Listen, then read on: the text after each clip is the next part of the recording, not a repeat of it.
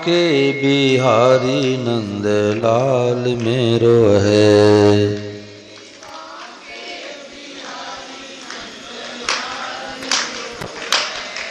गोविंद मेरो है, गोपाल मेरो है, गोविंद।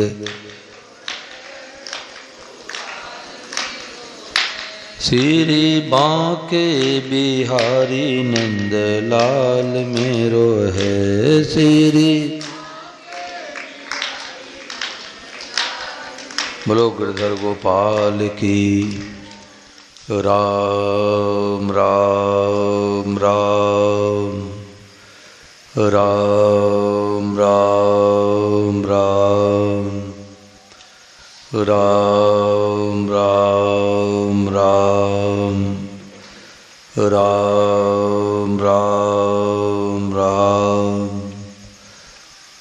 सबको राम जी राम राम जी राम। भगवते नमः, भगवते नमः, भगवते नमः।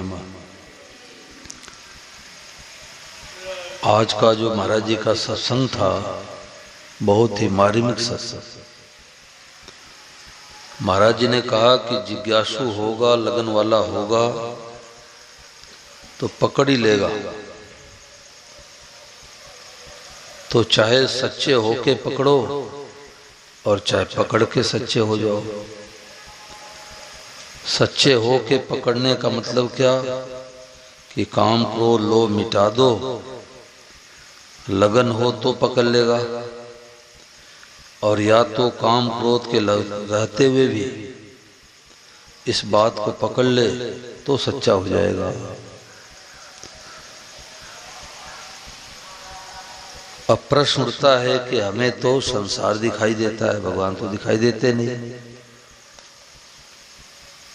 पशु पक्षी कुत्ता बिल्ली गधा सूअर दिखाई देता है। तो जैसे किसी के आंख में मोतियाबिंद हो जाए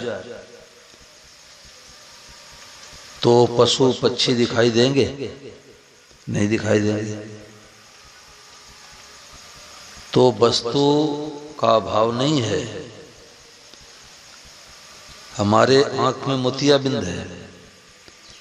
ऐसे हम लोगों के आंखों में मोतियाबिंद है, राग और द्वेष।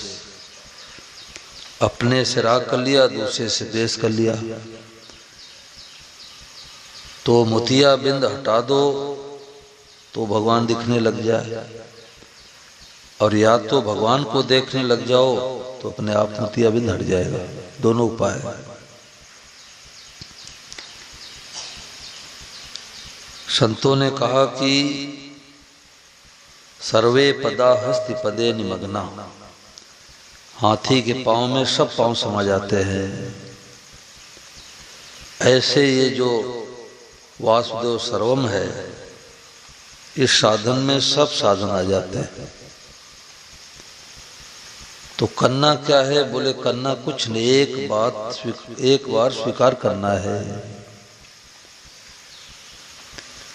जैसे दिल्ली से बम्बई कोई जाते हैं तो 100, 200, 300 स्टेशन आते होंगे, और एक ऐसा भी साधन है कि दिल्ली बैठो बम्बई उतरो, जिसमें कोई स्टेशन है ही नहीं। ऐसा भी साधन उपलब्ध है ना। ऐसे ही वासुदेव सर्वम में कोई स्टेशन नहीं, कोई साधन नहीं है। राजस्थान में श्री गंगानगर में कथा हो रही थी। हम थे सदेशी आनंद महाराज। तो मैं तो कथा सुना करके पार्क में एक तरफ बैठ गया। महाराज जी सत्संग सुनाने लगे।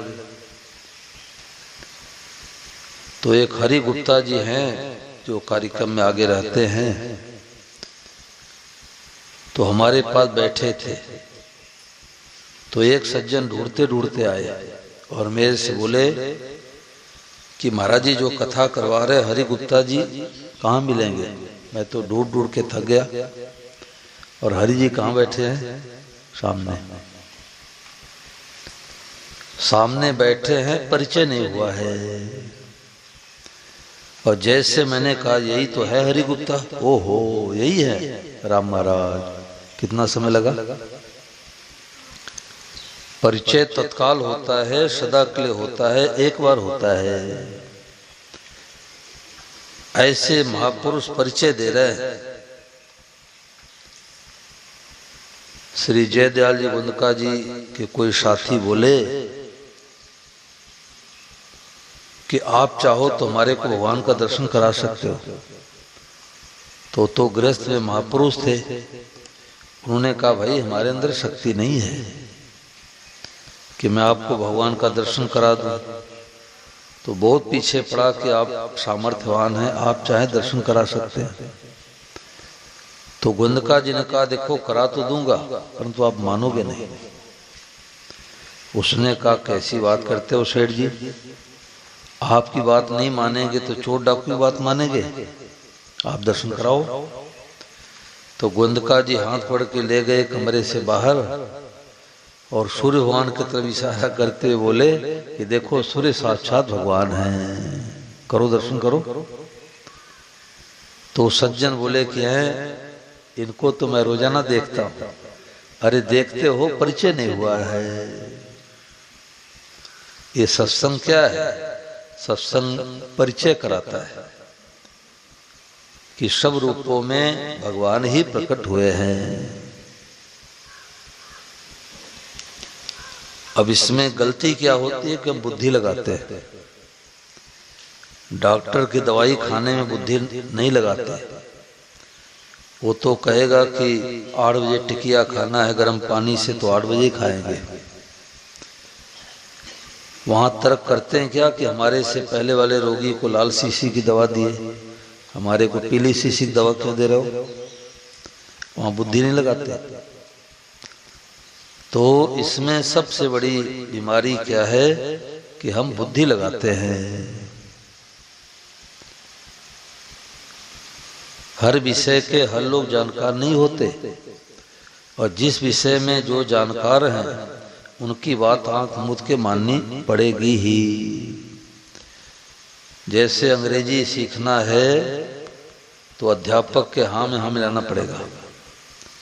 अंग्रेजी को मैं मनमानी भाषा मानता हूँ। अब जैसे स्कूल का स्पेलिंग SCHOOL, अब कोई पूछे कि स्कूल का स्पेलिंग बताओ, कोई उपाय नहीं है। उसी को स्कूल कहो चाहे स्टूल कहो। अंग्रेजी के अध्यापक कहते हैं सीयूटी कट तो विद्यार्थी कहता है सीयूटी कट, और अंग्रेजी के अध्यापक कहते हैं प्यूटी पुट। अब कोई जानकार विद्यार्थी हो कहे देखो गुरुजी दोनों बातें मत कहो, सीयूटी से कट कहते हो प्यूटी से पट कहो, और पीयूटी से पुट कहते हो सीयूटी से कुट कहो, चाहे कटपट कहो चाहे कुटपुट कहो। तो मास्टर साहब थप्पड़ लगा देंगे, बाहर निकाल देंगे, अंग्रेजी भाषा नहीं सीख पाएंगे। वहां तो सीयूटी कट और पीयूटी पुट कहना ही पड़ेगा। गणित का अध्यापक कोई सवाल हल कराना है तो गणित के अध्यापक सवाल हल करेंगे, इतिहास भूगोल वाले कैसे हल करेंगे? A वर्ग माइनस B वर्ग का गुणनखंड किसान कैसे बताएगा? वो तो गणित का मास्टर बताएगा। देखो एक मैंने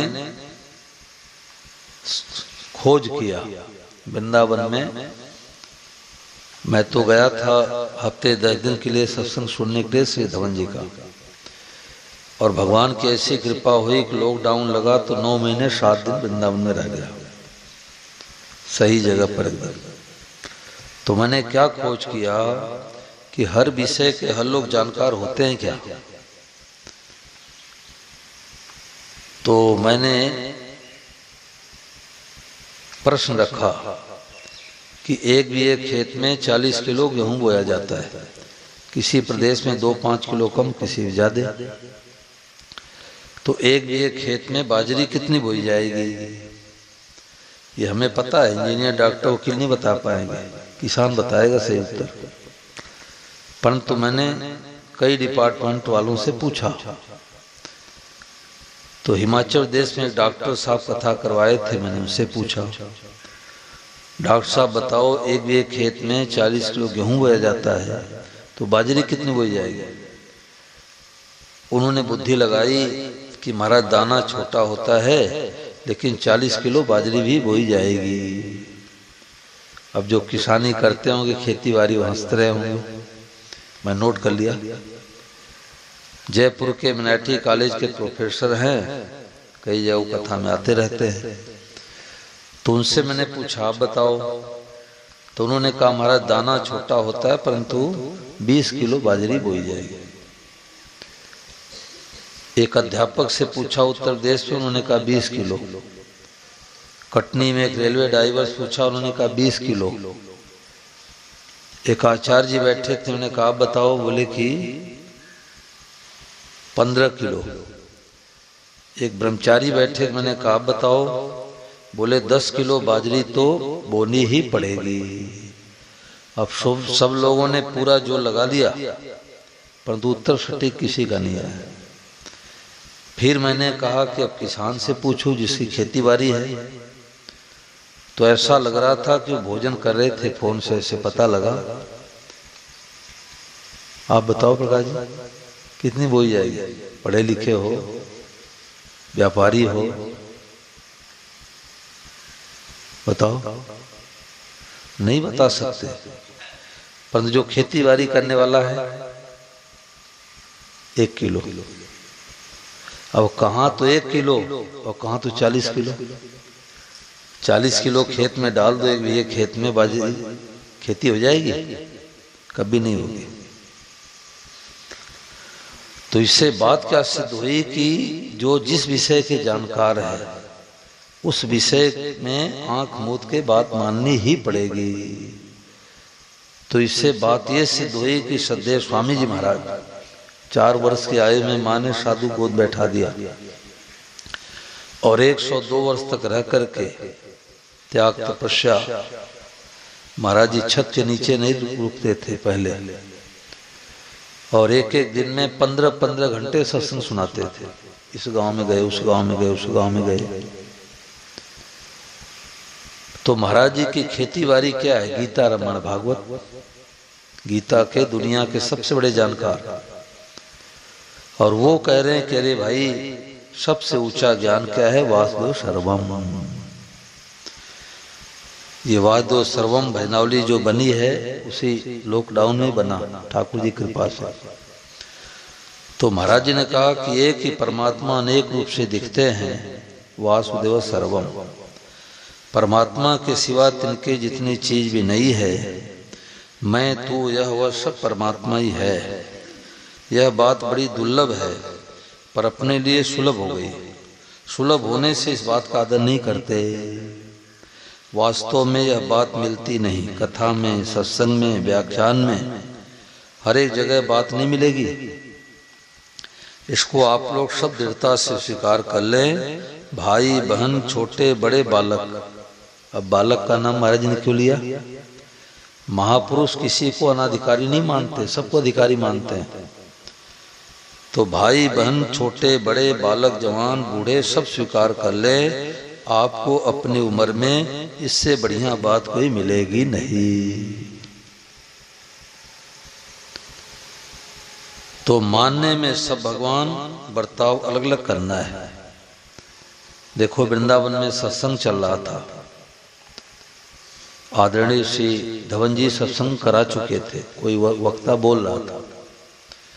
तो उन्होंने कहा रे भाई माइक दो, एक बात मेरे सुनाने की तो मन में थी परंतु विस्मृति हो गई, भूल गया। तो उन्होंने 1 मिनट 24 सेकंड का सत्संग सुनाया। तो मैं भारतवर्ष के जो हमारे दृष्टि में अच्छे अच्छे साधक थे, मैंने कईयों को भिजवाया। तो उन्होंने क्या सुनाया? उन्होंने कहा कि 3 बजे प्रातःकाल हमारा नियम था महाराज जी कमरे में जाने का। अगर 1 मिनट विलंब होता तो महाराज जी घड़ी दिखा देते कि 3:01 कैसे आए। वहां पोल नहीं चलती थी, 3 बजे प्रातःकाल। और कहते थे कि 4, 6, 8 प्रश्न हम पहले से बना लेते थे कि आज महाराज जी से पूछना है। तो महाराज जी पूछते, फिर मैं उसको नोट करता, उससे कई पुस्तकें छपी। तो उन्होंने कहा कि स्वामी जी महाराज जी ने कहा कि सब रूपों में भगवान ही प्रकट हुए हैं। वासुदेव सर्वम, परंतु एक कृपा साध्य है, उद्योग साध्य नहीं है।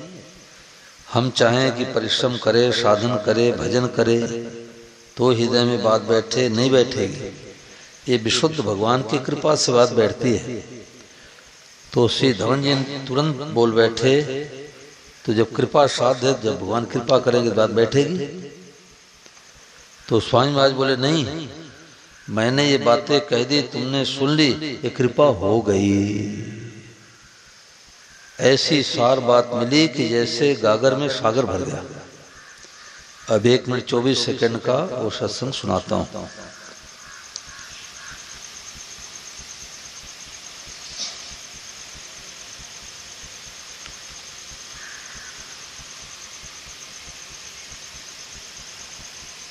नारायण नारायण। पहले मन में कहने की थी, लेकिन वो स्मृति से उतर गई, फिर बैठे बैठे याद आ गई। एक दिन महाराज जी सुबह वासुदेव सर्वम पर ही चर्चा कर रहे, समझा रहे थे। तो कई बातें बताई, समझाई, कई दृष्टांत देके, और बाद में महाराज जी ने कहा कि ये जो वासुदेव सर्वम है, ये उद्योग साध्य नहीं है, ये कृपा साध्य है। आप कहो कि हम अपने कोई साधना करेंगे, कुछ करेंगे तो अनुभव हो जाएगा, ये उद्योग साध्य नहीं, कृपा साध्य है। तो मैंने तुरंत कहा कि फिर ये तो कृपा होगी तभी होगा। आपने कहा कि उद्योग साध्य नहीं, कृपा साध्य है, फिर जो कोई आपने अभी बताया है तो कृपा होने पर ही होगा। तो स्वामी तुरंत बोले कि कृपा होगी, अभी जो मैं कह रहा हूं तो ये कृपा ही तो है, तो कृपा तो हो गई। तो यही बात मन में कहने की आई कि आप लोगों ने वासुदेव सर्वम पर सुन लिया तो कृपा हो गई, कोई नई कृपा नहीं होगी, कृपा हो गई। अब इसको आप बस तत्तेनुकंपाम सुसमीक्षमाणः, इस कृपा की ओर देखते रहे, यही कहने का था। नारायण नारायण नारायण। कितनी ऊंची बात आ गई 1 मिनट 24 सेकंड में कि कृपा होगी नहीं, कृपा हो गई। अगर कृपा नहीं होती तो ऐसी बातें सुनने को नहीं मिलेगी। हम लोग दुनिया के सबसे बड़े भाग्यशाली हैं जो ये बातें सुनने को मिल रही है। तो मानने में सब भगवान हैं। अब सबको भगवान मानेंगे तो किसी गाली निकाल सकते हैं क्या भाई? बोलो, नहीं निकाल सकते। गाली निकालते हैं तो हमने अभी माना नहीं है। किसी को दुख नहीं दे सकते, किसी गाली नहीं निकाल सकते, किसी का अपमान नहीं कर सकते, किसी घाटा नहीं पहुंचा सकते। तो स्वामी महाराज ने कहा घर घर में शांति हो जाए, पूरे विश्व में शांति हो जाए। पूरे विश्व में शांति होगी तो कैसे होगी? वासुदेव सर्वम से, भगवत भाव। मानने में सब भगवान, बर्ताव अलग अलग करना है।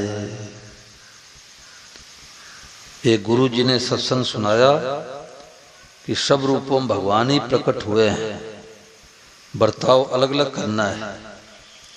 सबको देख करके भगवते नमः कह के प्रणाम करो। तो कई चेले सुन रहे थे, एक चेले को आधी बात तो सुनी, आधी नींद आ गई। सब रूपम भगवान को देख के भगवते नमः ये बात तो उसने पकड़ ली,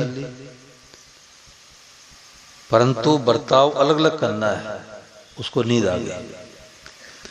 तो जंगल में टहलने जा रहा था तो सुबह सुबह तो उधर से बिगड़े स्वभाव का हाथी आ रहा था। अब वो तो एक ही बात पकड़ लिया कि हाथी के रूप में भगवान, भगवते नमः, भगवते नमः। अब महावत जोर जोर से चिल्लाने लग गए, अरे ब्रह्मचारी दूर हट जाओ, दूर हट जाओ, हाथी बिगड़ा हुआ है। अब वो तो एक ही बात पकड़ लिया था कि सब रूपों भगवान है। अब हाथी भगवान के पास गया, हाथी भगवान ने सूर से झटका दिया, गिर गया, कमर में चोट लगी। अब लंगड़ाते हुए आया गुरु जी के पास में। गुरु जी ने पूछा, बेटा क्या हो गया, क्या हो गया? बोले आपके भगवतन में ज्ञान ने मार दिया। आपने कहा सब भगवान तो हाथी भगवान। तो गुरु जी ने कहा कि हाथी के ऊपर कोई बैठा था? बोले महावत बैठा था। कुछ कह रहा था? बोले हाँ कह रहा था, दूर हट जाओ, दूर हट जाओ।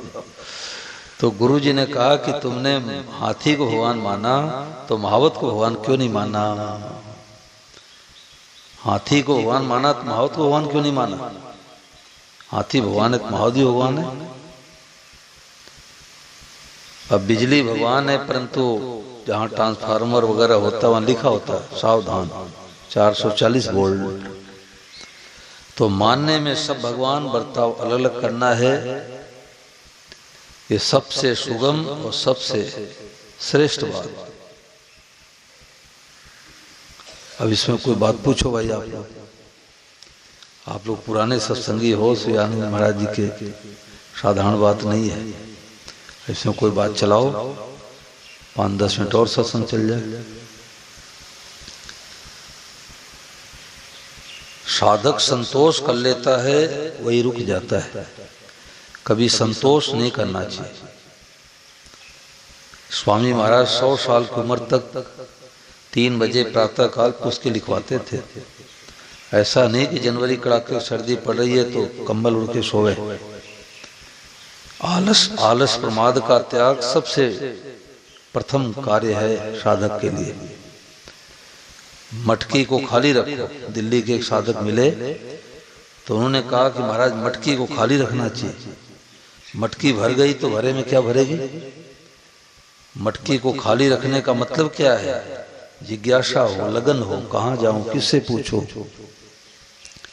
मैंने एक महात्मा जी से पूछा, मेरे को पूरा संतोष नहीं हुआ कि कृपा हो गई, ये कृपा साध्य है। तो एक अच्छे जानकार संत से मैंने पूछा तो उन्होंने बहुत सटीक उदाहरण दिया। ये पुस्तक में बात आई भी है, जो वादोसम की पुस्तक आई इसमें बात आई है। इसमें क्या बात आई? इसमें 68 नंबर पर श्री धवन जी के प्रवचन है। 15 नवंबर 2021 प्रातः 9 बजे वृंदावन की बात है। सत्संग का अंतिम सत्र चल रहा था। श्रद्धेय श्री राजेंद्र कुमार धवन जी सत्संग सुना चुके थे। उन्होंने कहा कि एक बात बतानी थी पर विस्मृति हो गई। एक बार से स्वामी महाराज ने कहा कि वाद स्वरूप उद्योग साध नहीं, कृपा साध्य है। मैंने कहा कि तो फिर कृपा होगी तभी होगा। तो श्री स्वामी महाराज तुरंत बोले कि कृपा हो गई, अभी मैं जो कह रहा हूँ ये कृपा ही तो है। इस थोड़ी देर के सत्संग से मानो गागर में सागर भर गया तथा कई साधकों की गुत्थियां सुलझ गई, क्योंकि हम लोगों के अंदर बड़ी यही धारणा बनी थी कि कृपा साध्य है, तो जब भगवान कृपा करेंगे तभी वाद हृदय में बैठेगी। आपने कहा कि एक बार से स्वामी महाराज ने कहा कि हमारे लिए तो ये वाद स्वरूप आदि बातें दाल रोटी की तरह साधारण दिखती है, परंतु हिमालय में बैठे साधु संतों से पूछो तो उनके पास भी ऐसी बातें नहीं मिलेगी। हिमालय में बैठे साधु संतों से पूछो तो ऐसी बातें नहीं मिलेगी। ऐसी दुर्लभ बातें हैं। श्रद्धेय श्री धवन जी ने कहा कि वाद सर्वम से सुगम कोई साधन नहीं, इससे बढ़कर कोई साधन नहीं और इसके बाद कोई साधन नहीं, यह अंतिम साधन है। हमारी जिम्मेवारी यही है कि इतना मान ले कि बात यही सच्ची है। केवल मानने मात्र से काम हो जाएगा, इसमें बुद्धि नहीं लगानी है। सार बात वासुदेव सर्वम की बात भाग्य से नहीं मिलती, कृपा से मिलती है। कृपा की भी सीमा नहीं है। कृपा पात्र कुपात्र नहीं देखती। जो बात दुनिया के अरबों आदमी नहीं जानते वह बात हमें मिल रही है। संत कृपा से दुर्लभ बात भी सुलभ हो रही है। ऐसी ऊंची से ऊंची बात मिल गई तो कमरा बंद करके नाचो, नाचना चाहिए। जो हो ऐसी ऊंची बात हम साधारण जीव को मिल गई। वासुदेव सर्वम का अनुभव करने का साधन है कि जो भी दिखे उसे भगवते नमः कहकर मन ही मन प्रणाम करो। भगवान जिस रूप में आए को भगवते नमः। तो एक संत ने कहा कि अब जो मैं कह रहा था वो महात्मा जी से पूछा कि इसका और खुलासा करो, कृपा हो गई और खुलासा करो। तो उन्होंने कहा कि ये एक बौना आदमी उछल उछल कर आम तोड़ने का प्रयास कर रहा था, परंतु आम नहीं तोड़ पा रहा था। उधर से दूसरा व्यक्ति जा रहा था। उसने देखा कि उछल कूद तो कर रहा है पर बेचारा बौना है, आम कैसे तोड़ पाएगा। उस दूसरे व्यक्ति को दया आई, तुरंत आम तोड़ करके दे दिया। ऐसे ही हम भगवान को नहीं जान सकते, पर उछल कूद तो करो। उछल कूद करना क्या है, क्या करूं, कहाँ जाऊं, किससे पूछूं, लगन तो बढ़ाओ। बौना आदमी लेटा रहता तो दूसरे व्यक्ति के मन में कैसे आती कि आम तोड़ कर दूं। लगन बढ़ेगी तो संत महात्मा भगवान सब मदद करने के लिए तैयार बैठे हैं। पर्वत तो उठेगा कन्हैया की उंगली पर, परंतु लाठी तो खुद को लगानी पड़ेगी। ये बात है।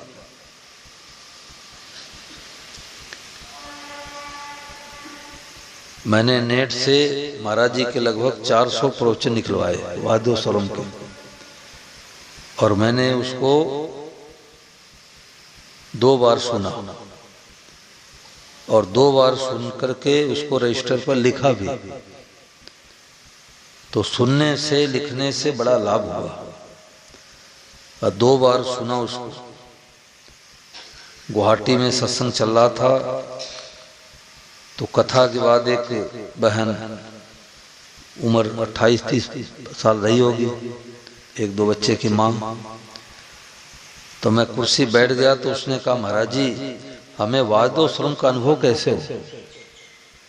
तो मैंने कहा, बड़े बड़े महात्माओं की दृष्टि उधर नहीं जाती, ये घर गृहस्थ में रची पची वाद्य स्वरम बातें करती है। तो मैंने कहा, बहन जी आपको ये बात कैसे लगी। तो उसने कहा, स्वामी महाराज जी की पुस्तक हमारे को मिली, गीता माधुर्य। तो गीता माधुर्य में मैंने पढ़ा कि ये सर्वश्रेष्ठ साधन है, इसके आगे कोई साधन नहीं है। तो मैंने ठान लिया कि हमें तो इस बात का अनुभव करना है।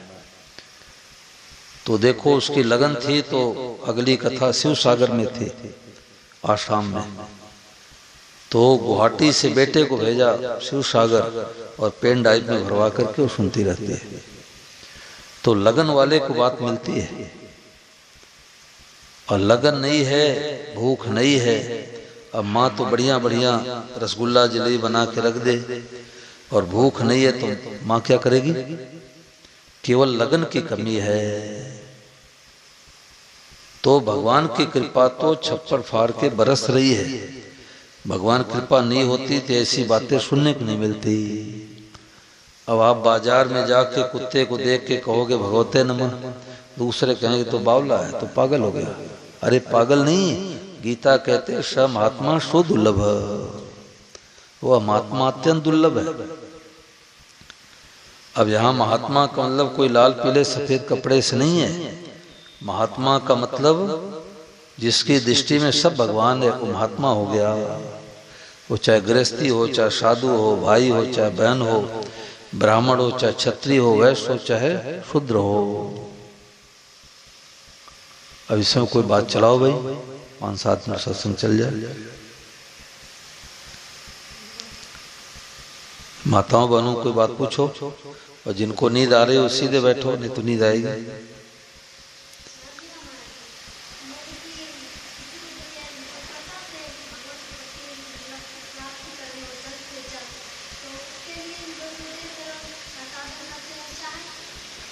बहुत बढ़िया प्रश्न इसने किया। देखो ये 3 किलोमीटर दूर से आती है दोनों बहनें, इसको कहते लगन, और बगल वाले सोते रहते हैं। साइकिल चला के बारिश के समय आते हैं जाते हैं। तो इसका ये प्रश्न है कि जड़ चेतन का अलगाव भी करने के लिए कहा जाता है, यही तो।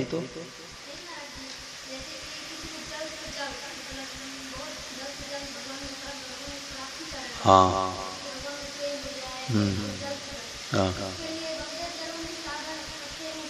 सबसे ऊंचा,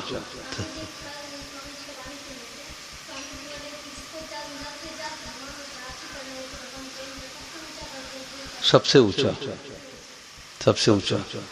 और एक बात और मिली, पायो परम विश्राम में महाराज जी से पूछा गया कि जड़ चेतन का अलगाव करना वादो स्वयं के साधक के लिए अनिवार्य है क्या। जैसे ज्ञान मार्गी क्या करता है, वो जड़ चेतन को लेके चलता है। शरीर मैं नहीं हूँ, शरीर मेरा नहीं है, एक रहने वाला एक जाने वाला है। तो महाराज जी ने कहा जरूरत ही नहीं है। सद सच्चाहम अर्जुनम, जड़ चेतन सब भगवान है। जैसे 100 मन सूत उलझ जाए, अब उसको सुलझाना बहुत कठिन है, परंतु एक तीली मार दो तो सुलझ जाएगा। ऐसे ही जड़ चेतन के अलगाव में पूरा जीवन बीत जाता है। मैं सही नहीं हूं, सही मेरा नहीं है, परंतु महापुरुषों ने साधन बता दिया कि जड़ चेतन जगजीव जत सकल राम में जान, बंदों सबके पद कमल सदा जोर जुग पान। यही भगवत प्राप्ति है। मैंने सिद्धौन जी से पूछा कि जो वादो श्रम का साधक है, अलग से उसको राम और कृष्ण भगवान के दर्शन की आवश्यकता है क्या? बोले जरूरत नहीं है, जरूरत नहीं है, क्योंकि कुर्सी के रूप में राम जी बने हैं, दरी के रूप में राम जी बने हैं, पंडाल के रूप में राम जी बने हैं, लाइट के रूप में राम जी बने हैं, माता पिता के रूप में राम जी बने हैं, अरे बैरी के रूप में राम जी बने हैं। सारा झंझट खत्म। अब यह है कि बैरी से का विरोध तो करेंगे, परंतु बैर नहीं करेंगे। ये बड़ी गहरी बात है। पुराने साधकों की दृष्टि इधर नहीं जाती कि विरोध करेंगे तो बैर हो ही जाएगा, परंतु ये बात नहीं है। विरोध तो माँ बेटे में हो जाता है। बच्चा रोटी खा लिया और कहता है माँ आज बैट बल्ला खेलने का मन कर रहा है, स्कूल जाने का मन नहीं कर रहा है, तो माँ थप्पड़ लगाती जाए स्कूल। अब माँ ने विरोध किया, परंतु बैर हुआ क्या भाई? बोलो माताएं बने बताओ। बालक को थप्पड़ लगाती हैं तो बालक के प्रति बैर हुआ क्या? एक प्रतिशत भी नहीं हुआ। उल्टे माँ बालक का हित चाहती है। आपने गुस्से में आके पड़ोसी को चाकू दिखा दिया, थाने वाले आपको बुला लिए और उसी चाकू से डॉक्टर साहब हाथ काटने जाते हैं और कहते हैं पहले 2 लाख रुपया जमा करो। अरे डॉक्टर साहब हाथ भी काटोगे 2 लाख रुपया भी लोगे? बोले फार्म भी भरवा लूंगा, जिसने मरने की कुल जिम्मेदारी तुम्हारी है। और हाथ काटते समय डॉक्टर के हृदय में बैर है क्या भाई? अभी गलती क्या होती है कि हम पड़ोसी से मुकदमा लड़ते हैं, लड़ाई झगड़ा करते हैं, तो विरोध भी करते हैं, बैर भी करते हैं, दोनों करते हैं। अब विरोध तो डट करके करेंगे, बैर नहीं करेंगे। किसी का अहित चाहना बैर कहलाता है। सत्संग से जीने की कला आती है। एक बार स्वामी महाराज जी से किसी साधक ने पूछा कि महाराज जी जिस समय आपकी 5 बजे की प्रार्थना होती है उस समय हमारा नित्य नेम का समय होता है, गीता रामायण पढ़ते हैं, तो अब क्या करें? नित्य नेम छोड़े कि सत्संग छोड़े? तो महाराज जी ने कहा देखो सत्संग तो समय से होगा, नित्य नेम तो आप आगे पीछे भी कर सकते हो, 5 बजे के पहले कर लो या 6 बजे के बाद कर लो। तो नित्य नेम को तो महत्व देते हैं, सत्संग को महत्व नहीं देते। वो असली साधक नहीं है, वो असली साधक नहीं है। असली साधक होगा तो नित्य नेम भी कर लेगा, चाहे पहले करेगा चाहे बाद में करेगा, और सत्संग नहीं छोड़ेगा। सत्संग छोड़ता है तो अभी भूख नहीं है, केवल लगन, केवल भूख। क्या करूं, कहां जाऊं, किससे पूछूं? अरे पत्नी टिफिन बना के देता है और कपड़े की दुकान में इतने ग्राहक आ गए कि टिफिन भरी की भरी रह जाती है। बोलो होता है कि नहीं होता? शाम को पत्नी जाती है टिफिन धोने के लिए, अरे इसमें तो भोजन पूरा का पूरा पड़ा है, आपकी तबीयत में तो ठीक है? बोले तबीयत बिल्कुल ठीक है, आज इतने ग्राहक आ गए कि रोटी खाने का समय नहीं मिला। इसको कहते रुपया कमाने का लगन। तो लगन होती है, लगन वाले को बातें मिलती है।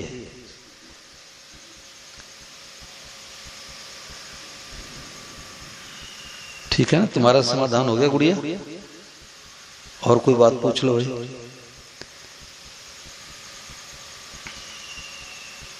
छह बज के 6 मिनट हो रहा है, और कोई बात पूछ लो, फिर बात ही हम चले। इसमें कोई अड़चन आती हो, कोई दिक्कत आती हो, व्यापार में कोई परेशानी होती हो, अब इसमें बताओ। सबसे ऊंचा ज्ञान, सबसे ऊंची बात। गीता प्रकाशन से भी स्वामी महाराज पूछ के निकलती है, गीता प्रेस से भी निकलती है, 2 प्रेस से निकलती है। तो गीता प्रकाशन को बनाने वाले आदरणीय श्री प्रहलाद जी ब्रह्मचारी जी महाराज, ये दोनों महापुरुष आते हैं वृंदावन में सत्संग कराने। होली के 5 दिन बाद, दिवाली के 5 दिन बाद, 20 अक्टूबर को दीपावली है, तो 26 अक्टूबर से 1 नवंबर 7 दिन का सत्संग है।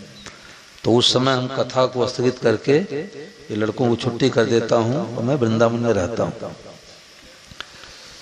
तो श्री प्रहलाद जी ब्रह्मचारी महाराज से किसी जज का समाचार आया कि मैं स्वामी महाराज जी की पुस्तकें पढ़ता हूँ, बहुत अच्छी लगती है, तो मैं महाराज जी का दर्शन करना चाहता हूँ। तो ब्रह्मचारी जी ने कहा कि अमुक तारीख को मैं वृंदावन आ रहा हूँ, आप भी आ जाओ, दर्शन करा दूंगा। तो स्वामी महाराज जी का जब दर्शन करने के लिए जज साहब गए तो उनके महाराज जी के तो हाथ जुड़े ही रहते थे, ऐसे वो बैठे रहते थे, ऐसे हाथ जुड़े रहते थे। तो जब दर्शन करके जज साहब बाहर निकले तो ब्रह्मचारी से बोले, ब्रह्मचारी जी स्वामी जी को तो सब रूप में भगवान ही दिखते हैं। बोले आपको कैसे पता? बोले मैं जज हूँ, मैं जज हूँ और जीवन भर निर्णय करने का मेरा काम रहा है। मैं तो कई संतों के पास गया, किसी ने पीठ पर हाथ फेरा, किसी ने सिर पर हाथ फेरा, आशीर्वाद दिया, और ये तो ऐसे संत हैं जिनके हाथ जुड़े रहते हैं। तो ये सबसे सुगम और सबसे श्रेष्ठ बात है और तत्काल सिद्धि देने वाली बात है, तत्काल शांति देने वाली बात है।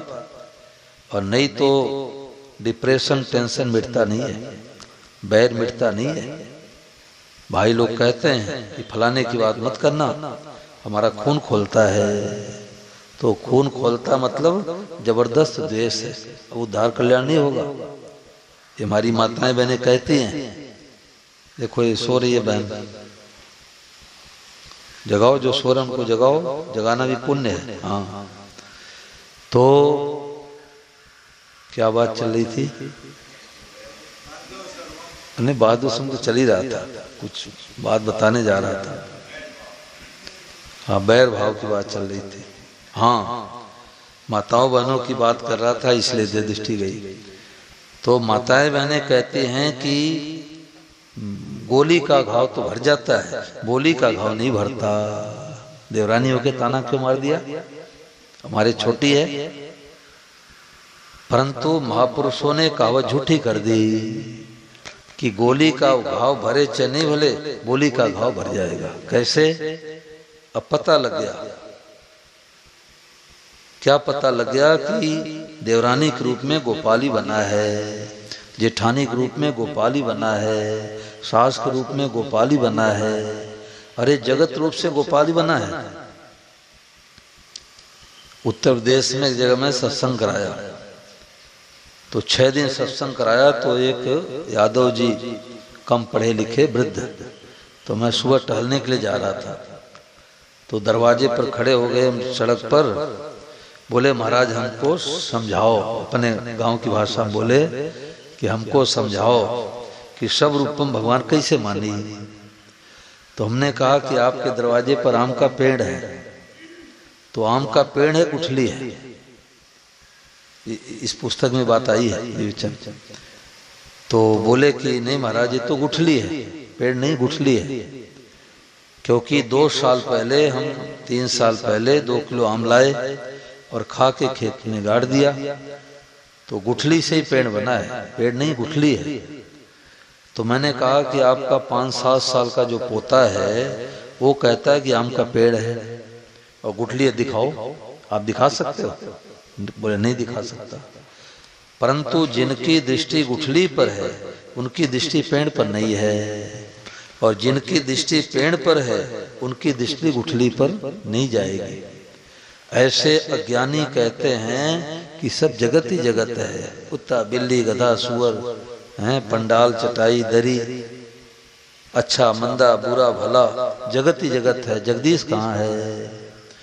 और जिनको जगदीश पर दृष्टि है, गुठली पर दृष्टि है, उनके लिए जगत खत्म हो गया, जगत रहा ही नहीं। जगत दिखता है तो हम सत्संग में बैठे हैं, हमने सत्संग नहीं किया, और जगदीश दिखने लग जाए पूरा सत्संग हो गया।